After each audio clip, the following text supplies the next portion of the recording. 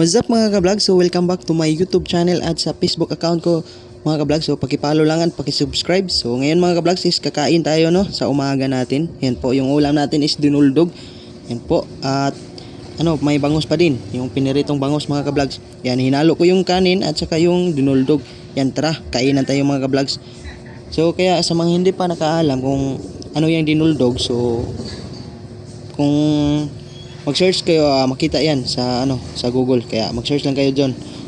Yan kainan tayo no. Ang sarap talaga kapag ganito yung ulam tapos yung pares niya is bulad, so mahurot talaga yung mga bahaw.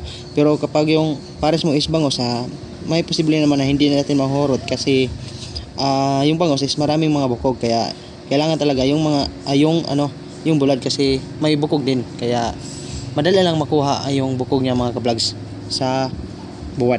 Pwede kainin kasi pwede naman natin pertuhin. At yung bangus naman pinirito, pero kaso lang yung bukog niya is hindi talaga makain kasi mahaba eh. Yan po mga ka-vlogs. Yan. Kinuha ko na yung bangus at nilagay na lang ko dyan kasi sobrang gutom ko na. Kaya itong time is pa kami dito, may trabaho pa kami. Kaya may araw din nga wala kaming trabaho kasi nga walang bandol. Kaya yun, mag-close kami. Yan po yung dahilan. Kaya ngayon is kainan tayo mga ka-vlogs. Yan. So minsan puol naman kung ito lang yung palaging ulam namin. So hahanap kami ng iba kung ano yung nagustuhan namin. Kasi lang yung life natin eh. Kaya alam ko mga ka-vlogs na nagugutom din kayo dyan. Kaya bili na kayo dyan sa kahit anong pagkain para hindi kayo magugutom sa video ng ito, no? So yun, ulitin ko sa mga hindi pa nakasubscribe sa YouTube channel ko, so paki-subscribe lang po sa Real G Vlogs. So yun, makikita niyo doon yung mga full video natin, andun natin makikita yung mga update natin doon sa mga vlogs natin.